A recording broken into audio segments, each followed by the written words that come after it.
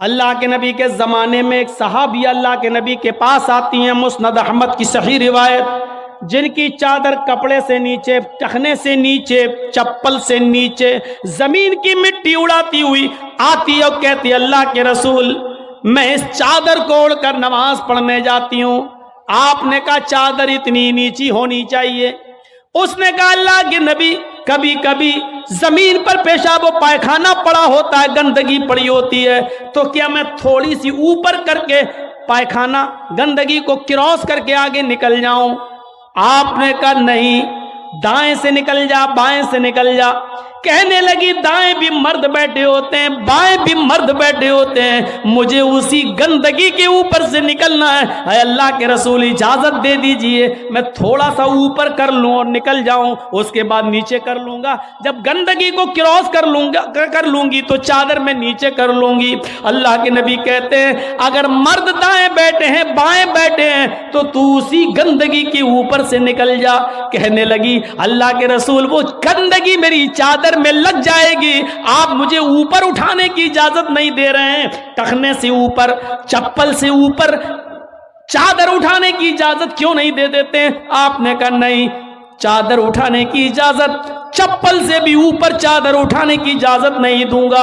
کہا اللہ کے رسول پھر اس چادر میں پیشاب و پائخانہ لگ جائے گا۔ آپ نے کہا لگ جانے دے۔ کہنے لگی اے اللہ کے رسول اسی چادر کو تو اوڑھ کر میں نماز پڑھتی ہوں مسجد میں، جب اوپر عورتوں کا الگ انتظام ہوتا ہے یا پردے میں عورتوں کا انتظام ہوتا ہے تو میں اسی چادر کو اوڑھے اوڑھے نماز پڑھتی ہوں۔ آپ نے کہا اسی چادر کو اوڑھ کر نماز پڑھ لے۔ کہنے لگی اس میں پیشاب و پائخانہ لگ جائے گا، کیا اسی اور چادر کو اوڑھ کر نماز پڑھ لوں؟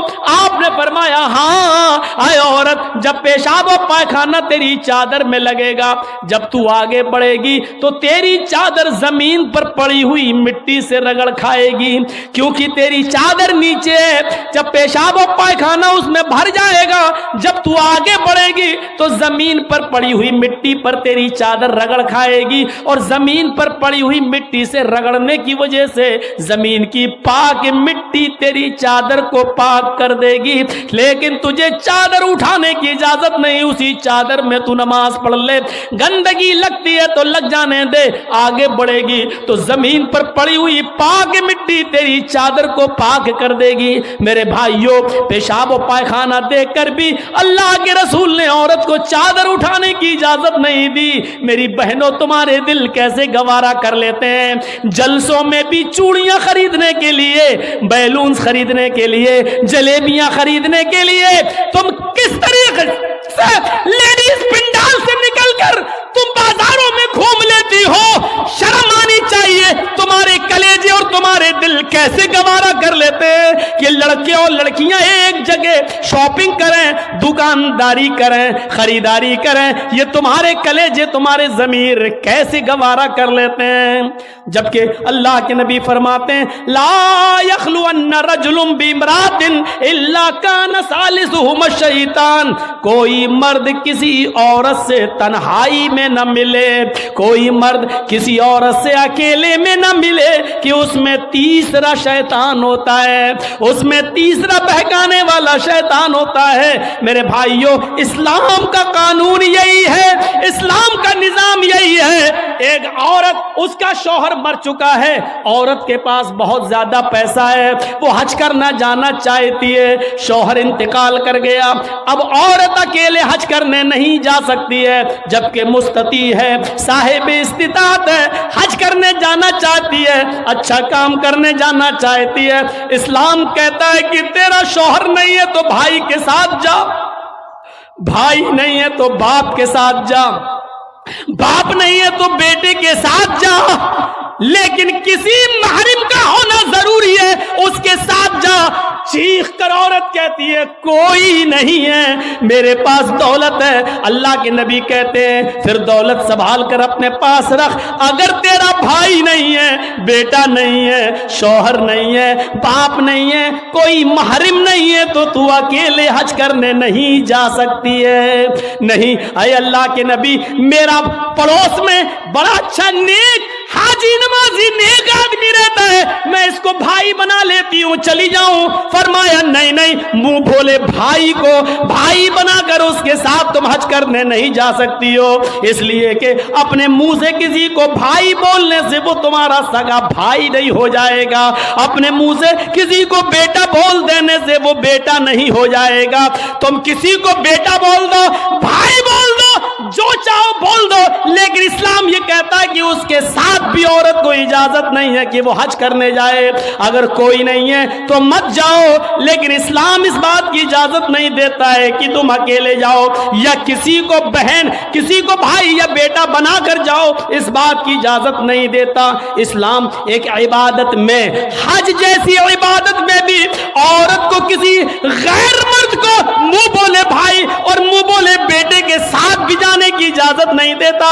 تو میرے بھائیو، جب خانہ کعبہ میں جانے کی اجازت نہیں دیتا ہے، صفا مروہ کی سعی کی اجازت نہیں دیتا ہے، اتنی خوبصورت عبادت کی اجازت نہیں دیتا ہے، تو بازاروں میں اکیلے گھوم کر شاپنگ کرنے کی اجازت کیسے دے گا؟ پھر بازار کے اندر عورت کو اکیلے جانے کی اجازت کیسے دے گا؟ اتنی خوبصورت عبادت کرنے کی اجازت نہیں دیتا ہے، اتنی خوبصورت عبادت کرنے کی اجازت نہیں دیتا ہے، تو میرے بھائیوں پھر عورت کو بازاروں میں گھومنے کی اجازت کیسے دے گا؟ پھر بازار میں گھومنے اور بازار میں سیر و تفریح کی اجازت کیسے دے گا؟ ہماری ماں بہنوں کو اس بات کو سوچنا چاہیے، غور کرنا چاہیے، سنجیدگی سے اس کو لینا چاہیے۔ ایک زمانہ تھا، حضرت فاطمہ کہہ رہی ہیں، اے علی میں اتنی بیمار ہوں، اتنی بیمار ہوں، لگتا نہیں کہ اس بیماری میں بچ پاؤں گی۔ اے علی اگر مجھے کچھ ہو جائے، اگر میرا انتقال ہو جائے، اے علی تو مجھے دن کے اجالے میں دفنانے مت لے جانا، رات کی تاریکی میں عشاء کی نماز کے بعد مجھے قبرستان میں دفن کرنا۔ حضرت علی نے کہا، اے فاطمہ ایسا کیوں کہہ رہی ہو؟ اگر تمہارا انتقال صبح فجر کے بعد ہو تو کیا عشاء تک ہم تمہارے جنازے کو رکھیں گے، مٹی کو رکھیں گے؟ تمہارے باپ کا، تمہارے ابو کا فرمان ہے کہ میت کو جلدی قبرستان لے جاؤ، پھر میں لیٹ کیسے کروں؟ فرماتی ہیں، اے علی، اے میرے پیارے شوہر، مجھے رات میں ہی لے جانا، میری بات کو گرا باندھو، میری بات کو مضبوطی سے پکڑ لو، میری وصیت کو یاد رکھنا، چاہے میرا انتقال کبھی بھی ہو لیکن مجھے عشاء کے بعد دفنانا، مجھے دن کے اجالے میں قبرستان نہ لے جانا۔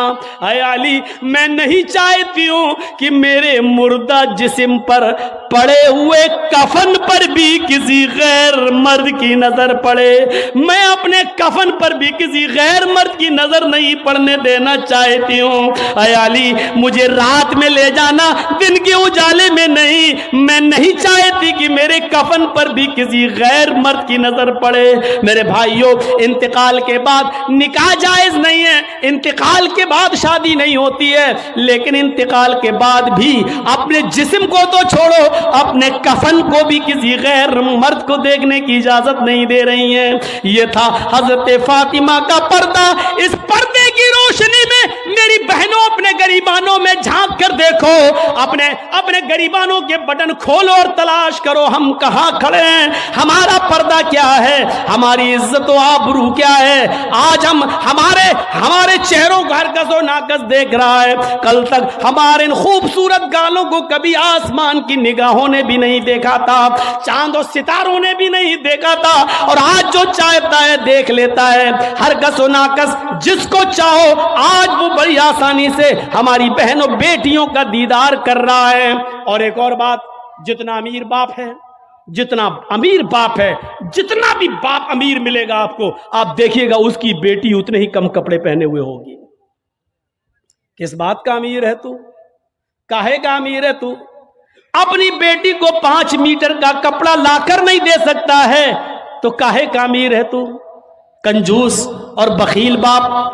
اللہ تعالیٰ نے ان امیروں کو ایسی سزا دی ہے، ایسی سزا دی ہے کل تک یہ غریبوں کی لڑکیوں کو ڈانس کرایا کرتے تھے، آج اللہ تعالیٰ نے ان امیروں کی لڑکیوں کے جسموں سے کپڑے اتار کر ان کو لوگوں کی نظروں کو دیدار کرنے پر مجبور کر دیا۔ آج ان امیروں کی لڑکیوں کے جسموں سے کپڑے اتروا کر آج غریب ان لڑکیوں کو دیکھ رہے ہیں، ان کا نظارہ کر رہے ہیں۔ آج امیروں کو اللہ نے یہ سزا دی ہے، آج وہ فیشن سمجھتے ہیں کہ میری بیٹی فیشنیبل کپڑے پہنے ہوئے ہیں۔ نہیں نہیں میرے بھائیوں، میری بھائیوں، آپ اپنی بہنوں کے ذمہ دار ہیں۔ اللہ کے نبی نے فرمایا کہ جس لڑکی کا باپ جس کی بیٹی بے پردہ گھومے وہ باپ دیوس ہے، جس کی بہن بے پردہ گھومے وہ بھائی دیوس ہے، جس کی بیٹی بے پردہ گھومے وہ باپ دیوس ہے، جس کی بیوی بے پردہ گھومے وہ شوہر دیوس ہے۔ غور کرو کتنی صاف لفظوں میں، کتنے صاف لفظوں میں اللہ کے نبی نے فرمایا جس کی بہن بے پردہ گھومے وہ بھائی دیوس، جس کی بیٹی بے پردہ گھومے وہ باپ دیوس، جس کی بیٹی بے پردہ گھومے وہ باپ دیوس، جس کی بیوی بے پردہ گھومے وہ شوہر دیوس۔ اب دیوس کا معنی اگر ہم سمجھ جائیں تو سارا معاملہ حل ہو جائے۔ دیوس کا یہ تو عربی لفظ ہے نا، اس کا اردو میں ترجمہ ہوتا ہے، سننے کی طاقت ہے؟ سنیں گے؟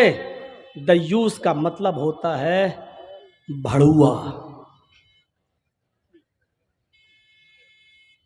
اور بھڑوا کس کو کہتے ہیں بتانے کی ضرورت نہیں، جانتے ہوں گے۔ بھڑوا کہتے ہیں اس کو جس نے اپنی بہن، بیٹی یا بیوی یا ماں کو غلط کام کرنے کے لیے کسی اڈے پر بٹھا دیا ہو، چکلے پر بٹھا دیا ہو اور ان سے غلط کام کرواتا ہو اور ان کی کمائی کھاتا ہو۔ عربی زبان میں اس کو دیوس کہتے ہیں اور اردو میں اس کو بھڑوا کہتے ہیں۔ کتنا سخت جملہ استعمال کیا اللہ کے رسول نے۔ مولانا جرجیز کو آپ کہہ رہے ہوں گے یہ کیا ہو گیا اس کو؟ اللہ کے نبی نے کہا جس کی ماں بے پردہ گھومے اور بیٹا اپنی ماں کی بے پردگی پر کچھ نہ بولتا ہو وہ بیٹا بھڑوا، جس کی بیوی بے پردہ گھومے اور شوہر اپنی بیوی کی بے پردگی پر کچھ نہ بولے وہ شوہر بھڑوا، جس کی بہن بے پردہ گھومے اور وہ بھائی اپنی بہن کی بے پردگی پر خاموش رہے وہ بھائی بھڑوا، اور جس کی بیٹی بے پردہ گھومے اور باپ اپنی بیٹی کی بے پردگی پر خاموش رہے وہ باپ بھڑوا۔ دیوس کہہ دو مولانا چلے گا، بھڑوا مت کہو، اچھا نہیں لگ رہا ہے۔ ہم کب کہہ رہے ہیں کہ اچھا لگ رہا ہے؟ ہم کو اچھا لگانا کب ہے؟ جب اچھا ہی لگنے لگے تو فائدہ کیا ہے؟ انجیکشن ایسے لگاؤ درد نہ ہو۔ صاحب ایسا ہو سکتا ہے کہ انجیکشن لگے اور درد نہ ہو؟ انجیکشن بھی لگوانا چاہتے ہو اور درد بھی نہیں چاہتے ہو، تب تو ہومیوپیتھک دوا لے لو، میٹھی گولیاں کھا لو جو مرنے کے بعد فائدہ کرتی ہے۔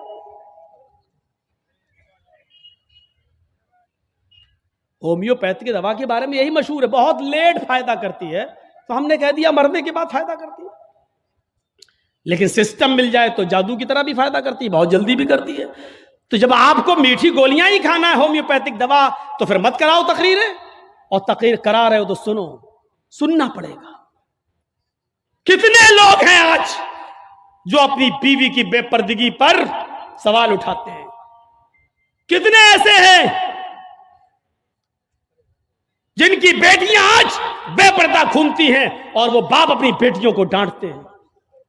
اگر ماں باپ اپنی بیٹیوں کو صحیح سے ذمہ داری نبھانے لگیں تو آج ایک بھی لڑکی کے پاس اینڈرائڈ موبائل نہ ہو۔ ہماری 18-20 سال کی لڑکی جس کی شادی نہیں ہوئی گھر پہ رہتی ہے، اس کے ہاتھ میں اینڈرائڈ موبائل چیخ چیخ کے بتا رہا ہے کہ باپ کی تربیت میں کمی ہے، باپ اپنی بیٹی پر پورا کا پورا حکمراں نہیں ہے، حاکم نہیں ہے، یا یہ کہہ رہا ہے بیٹی کے ہاتھ میں وہ اینڈرائڈ موبائل چیخ چیخ کے کہہ رہا ہے، یہ باپ نہ کہہ رہا ہے بیٹی چکا ہے۔ میرے بھائیوں، اگر باپ مجبور نہ ہوتا تو بیٹی کے ہاتھ میں اینڈرائیڈ موبائل نہیں ہوتا۔ کیا ضرورت ہے بیٹی کے ہاتھ میں دینے کی؟ وہ تو گھر میں رہتی ہے، کیوں چلائے گی صاحب؟ آپ کی بیٹی 18-20 سال کی کیوں فیس بک چلائے گی؟ کیوں واٹس ایپ چلائے گی؟ کیوں میسنجر چلائے گی؟ اور آپ کیسے اپنی بیٹی کو فیس بک اور میسنجر اور واٹس ایپ چلانے کے لیے ڈھیل دے سکتے ہیں؟ کیسے؟ آپ کا یہ دل کیسے گوارا کر لیتا ہے؟ آپ ذمہ دار ہیں۔ ہماری یہ بیٹیاں کل بچوں کی مائیں بنیں گی، شادی کے بعد ان کو اپنے بچوں کی تربیت کرنا ہے۔ ماں کے قدموں کے نیچے جنت بتائی گئی ہے، حالانکہ یہ کوئی حدیث نہیں ہے، ایک مقولہ ہے، لیکن بچے اپنے ماں کے قدموں کے نیچے جنت کیسے ڈھونڈیں؟ یہ آج کل کی ماں کے قدموں کے نیچے جنت ہے؟ جس کو خود نہیں معلوم کہ قدم میرے کہاں ہیں، اس کے قدموں کے نیچے بچے جنت ڈھونڈیں گے؟ ہمیں سوچنا ہے، ہمیں اپنی بیٹیوں کی تربیت کرنا ہے۔ امام احمد ابن حنبل اپنی مسند کے اندر ایک واقعہ نقل کرتے ہیں کہ ایک صحابیہ تھی، ان کے گھر میں ایک بچہ پیدا ہوا۔ ایک صحابیہ تھی، ان کے گھر میں ایک بچہ پیدا ہوا۔ جب بچہ پیشاب کرتا تھا تو پانی کا لوٹا اس بچے کی شرمگاہ پہ ڈال دیتی تھی۔ جیسی بچے نے پیشاب کیا وہ پانی لاتی اور شرمگاہ پہ ڈال دیتی۔ وہ صحابیہ کہتی ہیں میرا بیٹا جب چلنے کے لائق ہوا، پہلا دن تھا اس کا چلنے کا، پہلا دن تھا میرے بیٹے کے چلنے کا، پہلا دن تھا میرا بیٹا کھڑے ہو گیا، جب چلا میرے بیٹے کو جب پیشاب کی ضرورت محسوس ہوئی تو اس نے پانی کا برتن دیکھنا شروع کر دیا۔ ماں کہتی ہے کہ میں دیکھ رہی تھی اپنے بیٹے کو، جب بھی وہ پیشاب کرتا تھا تو میں پانی اس کی شرمگاہ پہ ڈال دیتی تھی۔ آج دیکھتی ہوں میرا بیٹا چل رہا ہے، دیکھتی ہوں یہ کیا کرتا ہے۔ جب بیٹا پہلا دن چلنے کے لائق ہوا، پہلا دن تھا، تو بیٹے نے پانی کا پیالہ اٹھایا اور دونوں ہاتھ سے پکڑ کر دھیرے دھیرے چلا اور ایک کونے میں جا کر بیٹھ گیا، پیشاب کیا اور پیشاب کرنے کے بعد وہ پانی کا پیالہ اپنی شرمگاہ پہ ڈالنے لگا۔ اس کو استنجا کرنا نہیں آتا تھا، اس کو دھونے کا تمیز بھی نہیں معلوم تھا، اس کو پتہ ہی نہیں، لیکن وہ ویسا ہی کر رہا ہے جیسی اس کی ماں نے اس کو بتایا، جیسے اس کی ماں اس کے ساتھ کر دیتی تھی۔ وہ پانی کا پیالہ اٹھا کر اپنی شرمگاہ پہ ڈال لیا اور خالی پیالہ لے کر اپنی ماں کے پاس آ گیا۔ ماں کی آنکھوں میں آنسو آ گئے، آسمان پر نظر ڈال کر کہتی ہے فزت برب الکعبہ، کعبے کے رب کی قسم میں کامیاب ہو گئی، اللہ کی قسم میں کامیاب ہو گئی۔ اپنے بچے کو جو سکھانا چاہتی تھی میرے بچے نے وہ سیکھ لیا، میں اپنے بچے کو جو تربیت دینا چاہتی تھی میرے بچے نے وہ تربیت حاصل کر لی۔ مجھے امید ہے کہ میرا بچہ کبھی ناپاک نہیں رہے گا، میرا بچہ جب بھی پیشاب کرے گا تو پانی ضرور لے جائے گا اور استنجا کرے گا۔ اس زمانے کی مائیں اپنے بچوں کو بچپن سے یہ عادتیں ڈلواتی تھی، اور آج کل کی ماں دیکھ لو اپنے بچے کا انڈر ویئر نیکر اتار کر کہتی بیٹا یہاں کھڑے ہو کے پیشاب کر لے۔ یہ مائیں اپنے بچوں کو کیا تربیت دیں گی؟ جبکہ نیپولین نے کہا تھا کہ مدرس lab is first college for children, ماں کی گود یہ بچے کا پہلا مدرسہ ہوتی ہے، پہلی یونیورسٹی ماں کی گود ہے۔ جو بچہ اپنی ماں کی گود سے تربیت حاصل کر کے نہیں نکلا وہ کسی یونیورسٹی سے تربیت حاصل نہیں کر سکتا ہے۔ آج بھی دیکھ لو کشن گنج میں بھی یونیورسٹیاں ہوں گی، کشن گنج میں بھی کالج ہوں گے، اس کالج سے B A, M A, P H D, M B B S اور ایم ڈی کی ڈگری لے کر نکلنے والے بچوں کی تعداد بھی بہت ہوگی، لیکن انہی بچوں کو دیکھیے کھڑے ہو کر سڑک کے کنارے پینٹ کی چین کھول کر دھار مار رہے ہوں گے، پیشاب کر رہے ہوں گے۔ یہ ان یونیورسٹیوں کے فارغین اسٹوڈنٹ ہیں جو فارغ ہو کر نکلے، جن کو ایم ڈی کرنے کے بعد، ایم بی بی ایس کرنے کے بعد بھی پیشاب کرنے کی عقل نہیں آئی ہے۔ ان سے تو بہتر وہ کتا ہے جو کم سے کم پیشاب کرتا ہے تو ایک ٹانگ تو اٹھا لیتا ہے تاکہ اس کے اوپر چھینٹے نہ آئیں۔ انہوں نے یونیورسٹی سے پڑھنے کے بعد بھی یہ کتے سے بھی بدتر بن کر نکلے ہیں۔ وہ یونیورسٹی ان کو انسان نہیں بنا سکی، وہ کالج ان کو انسان نہیں بنا سکے، وہ اسکول ان کو انسان نہیں بنا سکے۔ M D P H D کرنے کے بعد بھی آج کتوں سے بری طرح پیشاب کرتے ہوئے نظر آئیں گے۔ کہہ لینے دیجئے مجھے کتا، گدھا، جو کچھ بھی بولتا ہوں میں سب، آج مجھے اجازت دیجئے۔ میرے بھائیوں کہو کہ جانوروں کی اجازت مت بولو، ہم لوگ انسان ہیں، قرآن نے بھی جانوروں کی مثالیں دی ہیں۔ اولئک کالانعام بل ہم اضل، یہ چوپایوں کی طرح ہیں بلکہ ان سے بھی زیادہ گئے گزرے۔ قرآن نے کہا ہے یہ چوپایوں کی طرح ہے بلکہ ان سے بھی زیادہ گئے گزرے، ان سے بھی زیادہ گئے گزرے۔ جب قرآن نے مثال دی ہے تو ہم کیوں نہیں مثال دے سکتے ہیں؟ اپنے بارے میں سوچو۔